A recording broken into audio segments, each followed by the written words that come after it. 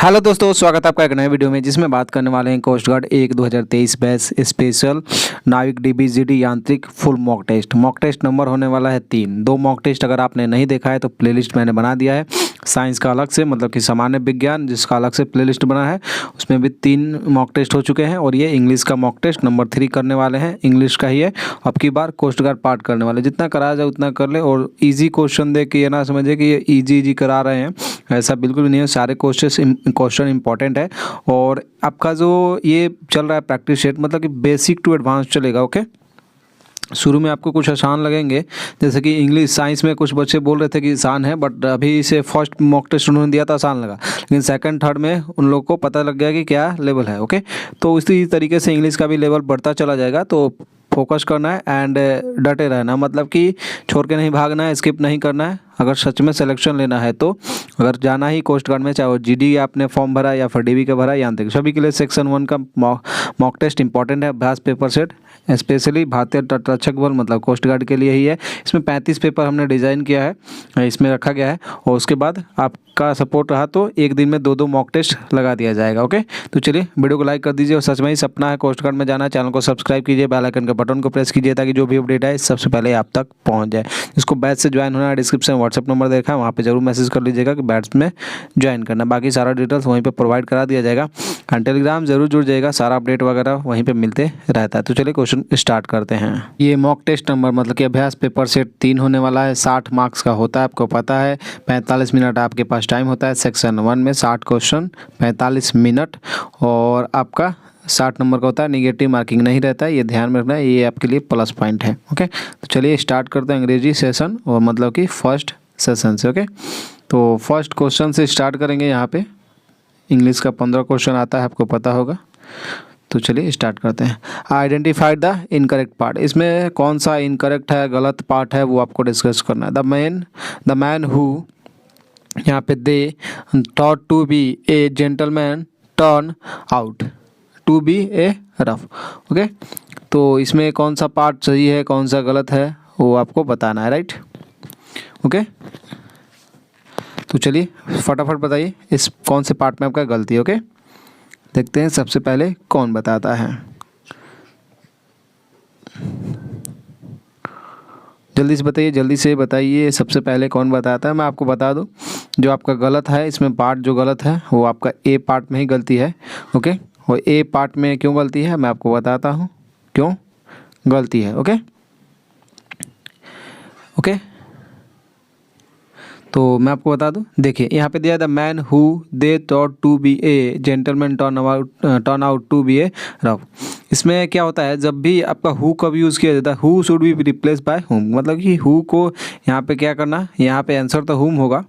अब हुम क्यों होगा, क्योंकि बिकॉज इन दिस सेंटेंस मतलब कि there are 3 subject, right, there are 3 शब्द, तो इसीलिए आपका यहाँ पे क्या होगा, तो और 2 मेन वर्ब है, सो हुम शुड बी रिप्लेस होगा किस चीज़ से, सॉरी हु रिप्लेस होगा किस चीज़ से, हुम से रिप्लेस होगा। राइट, तो हुम यहाँ पे आंसर आपका राइट हो जाएगा। ओके, चलते हैं क्वेश्चन नंबर 2 पे। क्वेश्चन नंबर 2 में दिया है fill in the blanks. Fill in the blanks देखते हैं सबसे पहले कौन बताता है। फिल इन द ब्लैंक्स में दिया है, फिल इन द ब्लैंक्स में the villagers dash dash dash the murder of their leader by burning the police van. Okay okay, तो देखते हैं सबसे पहले कौन बताता है। इसमें दिया है प्रोटेस्टेड, एवेंस्ड, मॉर्न या फिर कंसोल्ड। राइट, तो 2 का आंसर क्या होगा बताना। The villager murder of their leader, मतलब कि गांव के लोग जो हैं वो क्या कर रहे हैं कि मतलब कि मर्डर हुआ है जो उनके नेताओं का, by burning the police van. Okay, तो यहाँ पे क्या कर रहे हैं, by warning the police van के द्वारा जो कि यहाँ पे हुआ है मर्डर, मतलब कि जो मर्डर हुआ है वो, इसमें तो विलेजर्स क्या कर रहे हैं। ओके, तो बताना है फटाफट क्या कर रहे हैं। तो देखिए यहाँ पे जो दिया गया है, मर्डर की बात कर रहा है, वायलेंस की बात कर रहा है, हिंसा की बात कर रहा है after murder, so it is a form, क्या होता है, it is a form of, क्या होता है, प्रोटेस्ट होता है। एवेंज नहीं होता है, मॉर्न नहीं होता है, कंसोल नहीं होता है, उनके लीडर का मौत हो गया है। आप तो यहाँ पे सीधा सीधा बात है कि प्रोटेस्ट ही किया जाएगा, कोई दूसरा ऑप्शन इसमें राइट नहीं होता। ये आपका करेक्ट आंसर हो जाएगा अकॉर्डिंग टू ऑप्शन। ओके, चलते हैं क्वेश्चन नंबर 3 पे। Question number third, question number third में दिया गया है fill in the blanks with adverb of frequency. Adverb of frequency को इसमें पुट करना है। Ramesh dash dash goes to the auditorium. अब रमेश के बाद क्या होगा? Ramesh now goes to the auditorium, Ramesh always go to the auditorium, Ramesh today goes to the auditorium, या फिर Ramesh almost goes to the auditorium. तो 3 का आंसर क्या होगा फटाफट बताना है। देखते हैं सबसे पहले कौन बताता है। तो रमेश, तो क्या होगा? रमेश नाउ, नाउ होता है क्या? Ramesh now goes to the auditorium, Ramesh today, Ramesh always, Ramesh almost. देखो फटाफट बताइए। तो यहाँ पे जो आंसर सटीक जो आंसर होगा मैं आपको बता देता हूँ। यहाँ पे रमेश क्या होगा? रमेश नाव का कोई सेंस नहीं बनता, और ऑलमोस्ट का भी यहाँ पे सेंस नहीं बनता। Ramesh today goes to the, not, सही नहीं है। तो Ramesh always goes to the auditorium, तो बी आपका राइट आंसर हो जाएगा। B is the correct. Okay, चलते हैं question number, always is the correct answer, question number 3। Right, okay, चलते हैं क्वेश्चन नंबर 4 पे। Got it. क्वेश्चन नंबर 4 में दिया है fill in the blank with correct article. Article fill करना है। तो विच आर्टिकल यहाँ पे सही होगा, मतलब कौन सा आर्टिकल सही होगा? Please give me dash dash cake that is on the counter. Okay, cake की बात हो रही है तो खाने का लालच ना आ जाए। यहाँ पे पुट क्या करना है? आर्टिकल। ए ऑप्शन दिया है, ए, बी में दिया है एन, सी दिया है the, and D is the on article required. तो which option is correct? So please फटाफट शेयर करिए अपना आंसर क्या होगा सही। तो क्वेश्चन नंबर 4 में दिया गया है, तो चलिए फटाफट बताइए क्या होगा। तो मैं आपको बता दूं, यहाँ पे जो please give me dash dash cake that is on the counter, जो काउंटर पर है वो मुझे दे दीजिए प्लीज़, रिक्वेस्ट की बात कर रहा है। तो बताइए क्या होगा। चलिए, तो यहाँ पे देखिए इसमें जो केक का किया गया है प्लीज़ गिव मी, तो ए सही है क्या? Please give me a cake that is on the counter, a cake not. An cake का तो कोई आर्टिकल ही मतलब रिक्वायर्ड नहीं है, और नो आर्टिकल का कोई ऑप्शन नहीं है। तो यहाँ पे द करेक्ट होगा। अब बहुत से बच्चे सोचेंगे द क्यों लगेगा, तो द में क्यों लगेगा वो मैं आपको बता देता हूँ। ओके, तो द इसलिए लगेगा क्योंकि in the sentence cake, in the sentence cake word, जो केक शब्द है define, hence it will be take the. Okay, define है मतलब कि एक निश्चित है, निश्चित हुआ अगर कि please give me the cake that is on the counter, जो काउंटर पर है वही चाहिए, निश्चित है। ओके, अगर ऐसे कहता कि please give me a cake, okay, मतलब कोई भी केक, तो उसमें निश्चित नहीं है कौन सा केक मांग रहा है, बट यहाँ पे जो निश्चित किया जा रहा है आर्टिकल निश्चित हो रहा है, मतलब कि निश्चित हो रहा है कि हाँ यही केक चाहिए जो काउंटर पर है। ओके, तो the is the right answer. Okay, चलते हैं क्वेश्चन नंबर 5 पे।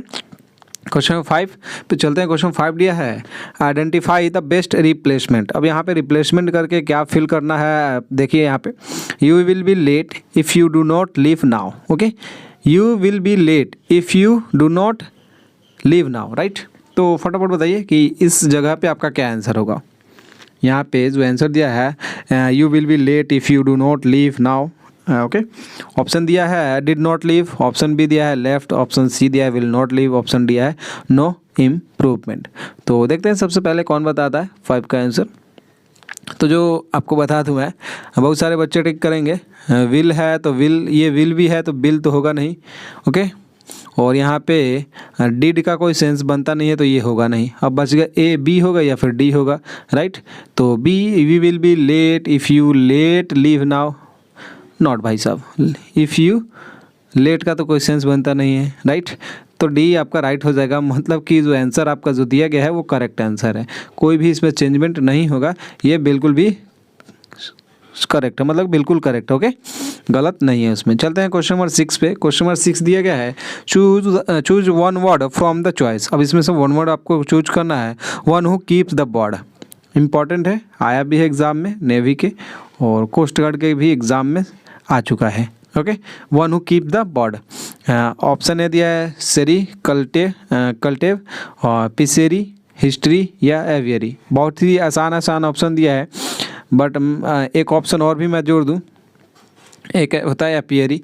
तो चलिए एपियरी अब बताइए, एवियरी होगा, एपियरी होगा, हिस्ट्री होगा, पिसेरी? हिस्ट्री तो होगा नहीं, आपको पता है। सेरिकल्चर या पिसेरी? जल्दी से बताइए क्या होगा। One who keep the bird. Okay, तो जल्दी से बताइए, जल्दी से बताइए, जल्दी से बताइए 6 का आंसर क्या होगा। तो मैं बता दूं आपको, यहाँ पे क्या हो जाएगा, बर्ड का क्या होता है, बर्ड का जब आंसर आता है तो वो होता है एवियरी। तो डी आपका राइट आंसर हो जाएगा। एपियरी कब होता है, ये मधुमक्खी वगैरह पालन के लिए किया जाता है, मधुमक्खी का जब रहता है तो यहाँ पे होगा बी हो जाएगा, मधुमक्खी हो जाएगा एपियरी में। ओके, एवियरी में बर्ड्स। ओके, चलते हैं क्वेश्चन नंबर 7 पे। राइट, क्वेश्चन नंबर 7 में दिया है कि change the voice, change the voice. One should keep once promises, one should keep once promises. अब इसमें से आपको बताना है, ऑप्शन दिया गया है promises should be kept by someone, B में दिया है one promise should be kept, C में दिया है one's promise should be kept, और डी में दिया है promises should be kept. Right, तो इसमें से कौन सा आंसर राइट होगा वो आपको बताना है। चलिए देखते हैं सबसे पहले कौन बताता है। ओके, तो मैं बता दूं, one should keep once promises. तो देखिए इसमें से चेंज करने का 2 ही उपाय है।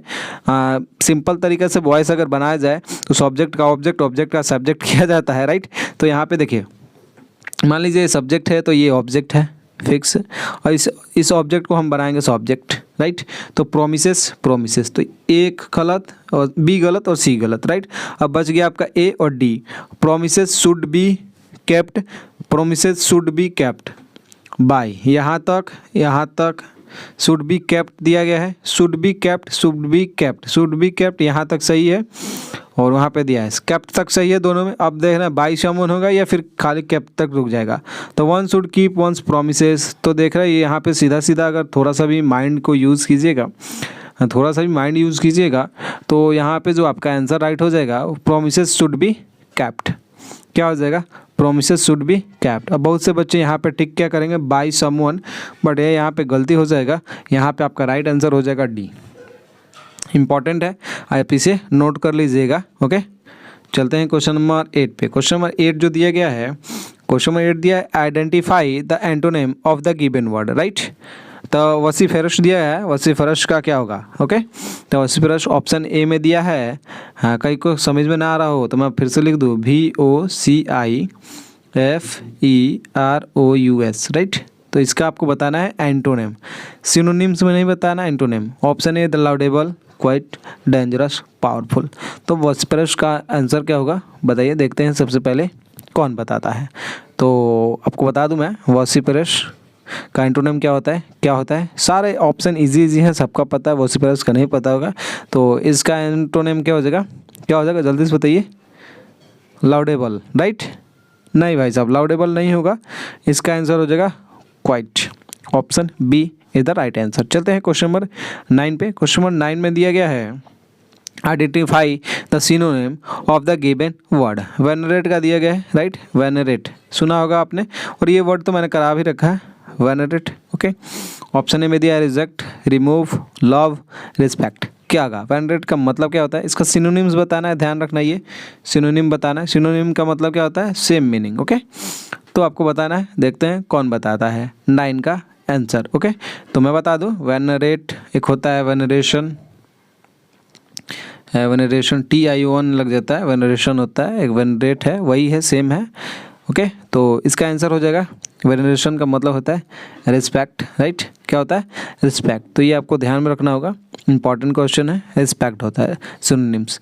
रिजेक्ट का आपको पता है, लव पता है, रिमूव पता ही है। बाकी चलते हैं क्वेश्चन नंबर 10 पे। क्वेश्चन नंबर 10 में दिया गया है identify the correct preposition. Preposition already मैंने पढ़ा रखा है, और ये प्रीपोजिशन तो पढ़ा ही रखा है, आपको नहीं पता होगा तो आप जरूर प्रीपोजिशन वाला क्लास देख लीजिएगा। और जितने भी मैं प्रीपोजिशन इस आपको प्रैक्टिस में मिल रहे हैं, सारे प्रीपोजिशन ऑलरेडी करा रखा है। और ओके, 4 पार्ट तक मैंने करा रखे हैं, 4 पार्ट लगभग 200 करा दिए हैं मेरे पास हैं। 500 फिक्स प्रीपोजिशन है, उससे आगे कोई भी एग्ज़ाम में चले जाएगा, उससे पढ़ के उससे आगे जाने वाला है ये नहीं है, समझ गए, है ये नहीं है, तो इतना समझ में रखना है आपको। तो चलिए, he will dispense dash dash your services. Okay, तो ये तो करा रखा है, थोड़ा सा भी अगर आपने मेरा क्लास लिया होगा, यूट्यूब पे ही डाल रखा है वीडियो, अभी भी जाके चेकआउट कर लीजिएगा। He will dispense dash dash your services, तो आपको पता लग जाएगा कि ये कराया है कि नहीं कराया है। झूठ तो हम बोलते नहीं है, तो कृपया जाके जरूर एक बार फिक्स प्रीपोजिशन वाला क्लास जरूर चेक कीजिएगा। ओके, तो जो डिफेंस के साथ प्रीपोजिशन, डिफेंस के साथ प्रीपोजिशन लगता है वो क्या होता है, डिपेंस, डिस्पेंस विथ, तो B is the right answer, with is the right answer. Dispense with आपको फिक्स प्रीपोजिशन है, डब भी। ये सेंटेंस आपको नोट नहीं करना है। अब इसको नोट कैसे करना है, ऑलरेडी इसको नोट करना है। आपको लिखना है डिस्पेंस अपने कॉपी में और डिस्पेंस के साथ विथ फिक्स प्रीपोजिशन। ओके, चलते हैं क्वेश्चन नंबर 11 पे। क्वेश्चन नंबर 11 जो दिया गया है, select the correct verb. Correct verb इसमें टिक करना है, मतलब टिक क्या करना है, यहाँ पे ऑप्शन दिया गया है, आपको बताना है किस करेक्ट वर्ब कौन सा है। It took him a long time dash dash the candidates application. Okay, it took him a long time dash dash the candidates application. Option A में दिया है टू कंसिडरिंग, ऑप्शन बी में दिया है to consider and वेग, option C में दिया है कंसिडरिंग वेगिंग, ऑप्शन डी में दिया है टू कंसिडर एंड टू वेग। ओके, तो देखते हैं सबसे पहले कौन बताता है। तो 11 में क्या आंसर होगा, 11 में मैं बता देता हूँ क्या होगा। ओके, तो यहाँ पे आंसर होगा it took him a long time to consider and weigh, right. ये यहाँ पे होगा। अब यहाँ पे और ये देखिए यहाँ पे थोड़ा सा चेंजमेंट है, टू कंसिडर एंड टू वेग दिया गया है, यहाँ पे टू कंसिडर एंड वेग। तो यहाँ पे टू यूज इसलिए नहीं होगा, to qualify both the verb. Okay, to जो क्वालिफाई कर रहा है दोनों वर्ब को क्वालिफाई कर रहा है। ओके, कंसिडर एंड वेट, यहाँ पे वेट का स्पेलिंग शायद गलत दे दिया है, कंसिडर एंड वेग होगा, वेट होगा। ओके, तो वेग। ओके, तो ये आपका, तो सो आंसर इज बी आपका करेक्ट आंसर। ओके, तो यहाँ पे टू नहीं होगा, ये टू कंसिडर एंड, एक ही मतलब दोनों वर्ब को टू क्वालिफाई कर रहा है, तो ये टू कंसिडर एंड यहाँ पे करेक्ट आंसर हो जाएगा। चलते हैं क्वेश्चन नंबर 12 पे, राइट। क्वेश्चन नंबर 12 जो दिया गया है उस पर चलते हैं। क्वेश्चन नंबर 12 में दिया गया है, यहाँ पे आप नोट कर देख सकते हैं, find the correctly spelled word, find the correctly spelled word. और इसमें करेक्ट वर्ड कौन सा है आपको बताना है, इंडिजीनियस का। ओके, इंडिजीनियस ऑप्शन ए में दिया है, इंडिजीनियस इंडिजीनियस इंडिजीनियस। अब आपको बताइए कौन सा सही होगा। ओके, तो सारे का ऑप्शन देखिएगा तो लगेगा कि यही सही है, चलिए फिर भी बताइए कौन सा सही है। ओके, इसको मत देखिएगा, सीधा सीधा पहले अपने कॉपी में लिखिए कि ये आपका है इंडिजीनियस का, ये सही है, और उसके बाद इसमें मिलाइएगा कि कौन सा मिल रहा है। ओके, तब आपके जाके कुछ हद तक बेहतर कर पाएंगे। ओके, तो मैं बता दूं, आपको देखिएगा तो ये सारे ऑप्शन कुछ ना कुछ मैचिंग कर रहे हैं, मतलब कि थोड़ा सा आपको यहाँ पे ये होता है, इंडिजीनियस नहीं होता है, जीनियस जीनस जीनियस जीनियस दिया है, यहाँ पे होता है इंडिजेनस। क्या होता है, इंडिजेनस। इसको कैसे याद रखना है, इंडी तब जेन ऑस, इंडिजेनस। तो बी आपका राइट आंसर हो जाएगा 12 नंबर का, राइट। 12 का करेक्ट आंसर इंडिजेनस। जैसा मैंने बताया उसी तरीके से आपको याद करना है, ये नहीं कि कुछ भी आपको याद करना है। कैसे बताया मैंने, फिर से एक बार ध्यान दीजिए, इसको तोड़ के याद करना है, इन तब डी, उसके बाद जेन तब ऑस, राइट। ये आपका करेक्ट हो जाएगा। चलते हैं क्वेश्चन नंबर 13 पे। और क्वेश्चन नंबर 13 जो दिया गया है वहाँ पे, यहाँ पे देख सकते हैं, identify the meaning of the given idioms and phrase. Idioms and phrase बताना है, up to the hilt. Okay, up to the hilt note करिए, up to the hilt. Okay, तो यहाँ पे बताना है, ऑप्शन ए में दिया है कम्प्लीटली, ऑप्शन बी में दिया up to the mark, option C में up to the final decision, या फिर डी में दिया है नॉन ऑफ दिस। तो 13 का क्या आंसर होगा बताइए, देखते हैं सबसे पहले कौन बताता है। तो मैं बता दूं, अप टू द हिल्ट का मतलब होता है, क्या होता है, मतलब पूर्ण रूप से, मतलब पूरा का पूरा क्या होता है, पूर्ण रूप से नहीं, पूरा मतलब कि कंप्लीट कोई काम हो, अप टू द हिल्ट मतलब कंप्लीटली। तो बी आपका sorry A is the correct answer हो जाएगा आपका, कंप्लीटली एकदम डेफिनेटली करेक्ट है, completely answer is the right answer. Okay, तो अप टू द हिल्ट का मतलब कंप्लीटली होता है, आपको नोट कर लेना है, बाकी सारा ऑप्शन आपको बिल्कुल भी नहीं देखना है। चलते हैं क्वेश्चन नंबर 14 पे। और क्वेश्चन नंबर 14 में दिया गया है, choose the correct form of verb to fill in each blanks. Okay, okay, तो he has dash dash his work, he has dash dash his work. Okay, तो ऑप्शन ए में दिया है finishing, finished, finish, to finish, right. और आपको थोड़ा सा भी अगर आपने पढ़ा होगा, थोड़ा सा भी टेंस पढ़ा है, तो ये आप आराम से कर जाइएगा आंसर। अगर पढ़ा ही नहीं है तब तो भाई साहब मुश्किल होने वाला है, शायद आप ना कर पाएँ, क्योंकि ये इम्पॉर्टेंट है। और देखिए ही हैज़, इसमें टेंस का काम है, देखिए इसमें होता है फिनिशिंग, फिनिशिंग तो यहाँ पे होगा नहीं क्योंकि हैज़ है, और हैज़ है तो वर्ब 3 यूज होगा, और वर्ब 3 आपका इसी में दिखाई दे रहा है, फिनिश्ड। तो ये डायरेक्ट इसी तरह सही हो जाएगा। ही हैज़ फिनिश्ड लगा वर्ब 3, हैज़ प्लस वर्ब 3 होता है, वर्ब 3 का यूज़ करते हैं। और यहाँ पे फिनिश है, फर्स्ट टू फिनिश है, 2 प्लस वर्ब 1 है, और यहाँ पे वर्ब 1 है, यहाँ पे वर्ब 5 है, यहाँ पे वर्ब 3 है। तो ये फिनिश्ड आपका राइट आंसर हो जाएगा, बी आपका करेक्ट आंसर है। चलते हैं क्वेश्चन नंबर 15 पे, और ये लास्ट क्वेश्चन है आपका 15 का, इम्पॉर्टेंट भी है। देखिए the fill in the blanks बताना है, अप्रोप्रिएट एडजेक्टिव से है क्वेश्चन ये। The dash dash Mughal emperor came to an ignominious end. Okay, तो इग्नोमिनियस एंड आपको बताना है। 15 का राइट आंसर क्या होगा? Elder, the elder Mughal emperor come to an ignominious end, या फिर द लास्ट मुगल एम्परर, या फिर द लेटर मुगल एम्परर, या फिर लेटेस्ट मुगल एम्परर। तो लेटेस्ट क्या होगा भाई? लेटेस्ट का क्या? लेटेस्ट का मतलब समझते हैं क्या? लेटेस्ट जो नवीनतम हो, राइट। लेटर मतलब बाद में, लास्ट में जो अंतिम वाला है, ओके। और एल्डर मीन्स पहले वाला, इस तरीके से शायद एल्डर, द एल्डर मुगल, इस तरीके से आप इसको देख सकते हैं। बट मैं इसको बताता हूँ, सिंस यहाँ पे यूज़ होगा किस चीज़ का, तो end of the Mughal emperor was ignominious, so the answer is क्या होगा? क्या होगा जल्दी बताइए? एल्डर तो होगा नहीं, तो जो लास्ट मुगल एम्परर थे वो कम टू एन इग्नोमिनियस एंड। इग्नोमिनियस का मतलब क्या होता है? अमर्ददायित, ओके। इसका जो मतलब एग्जैक्ट मीनिंग होता है, लिख सकते हैं अमर्ददायित। चलिए, तो इसका जो आंसर सटीक होगा वो लास्ट हो जाएगा।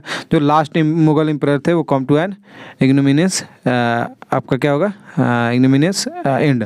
तो बी आपका राइट आंसर हो जाएगा। शायद कुछ बच्चों को ये समझ में ना आया होगा, बट फिर भी आप देखिए, अगर नहीं समझ में आता है तो कमेंट जरूर कर दीजिएगा, मैं फिर से इसको व्हाट्सएप आपको टेलीग्राम पे एक्सप्लेन कर दूंगा। वीडियो को लाइक कर दीजिएगा, शेयर कर दीजिएगा, एंड आपको क्या करना है, एंड शेयर कर देना है वीडियो को, ज़्यादा से ज़्यादा वीडियो को लाइक कर देना है। बहुत सारे बच्चे देख रहे हैं बट लाइक नहीं कर रहे हैं, तो थोड़ा सा सपोर्ट कीजिए। आंसर्स में सपना है कोस्ट गार्ड में ही जाना है, तो फटाफट चैनल को सब्सक्राइब कीजिए, बेल आइकन बटन को प्रेस कीजिए, और बैच से जुड़ने के लिए नंबर पे मैसेज कर सकते हैं 7563830146 पे, और 100% श्योर सिलेक्शन दिया जाएगा। चलिए दोस्तों, जय हिंद, जय भारत, वंदे मातरम।